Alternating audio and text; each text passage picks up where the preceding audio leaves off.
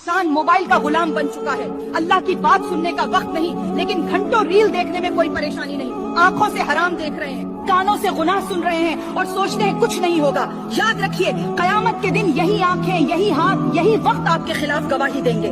नमाज के वक्त नींद आती है, लेकिन रात भर मोबाइल चलाना आसान लगता है। क्या यही ईमान की निशानी है?